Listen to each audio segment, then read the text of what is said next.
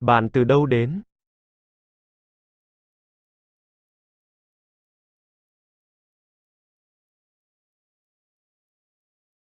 Tôi đến từ Lào.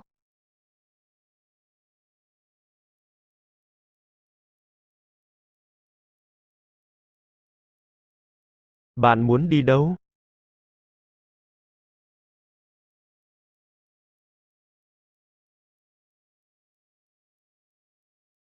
Tôi muốn về nhà.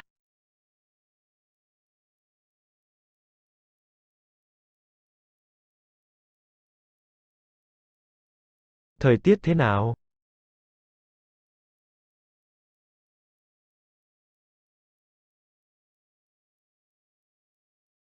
Hôm nay trời sẽ nóng.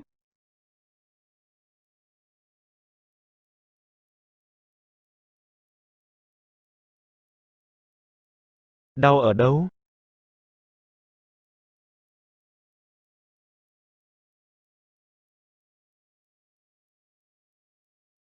Đau ở đây.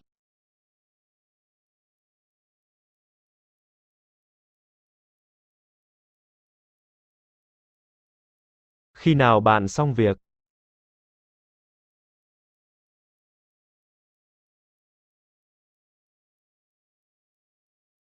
Tôi xong việc lúc 7 giờ chiều.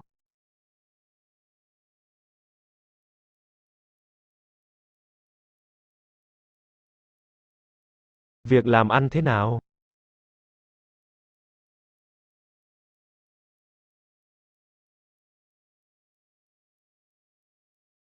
Việc làm ăn tốt.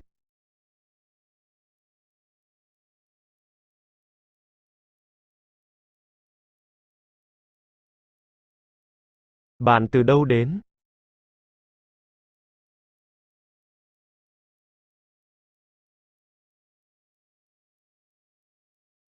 Tôi đến từ Lào.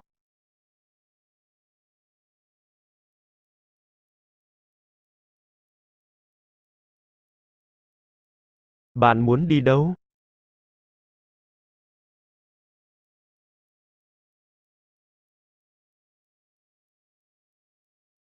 Tôi muốn về nhà.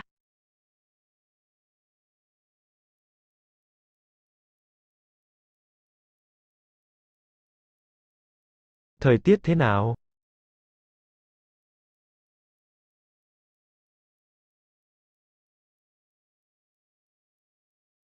Hôm nay trời sẽ nóng.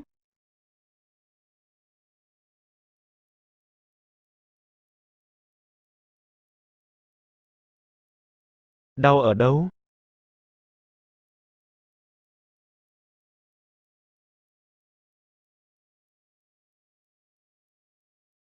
Đau ở đây.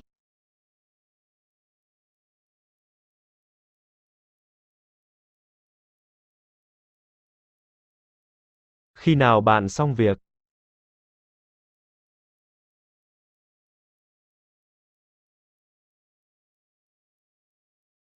Tôi xong việc lúc 7 giờ chiều.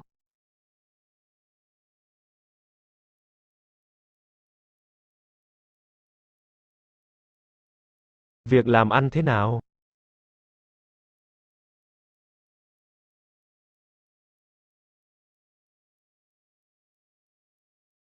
Việc làm ăn tốt.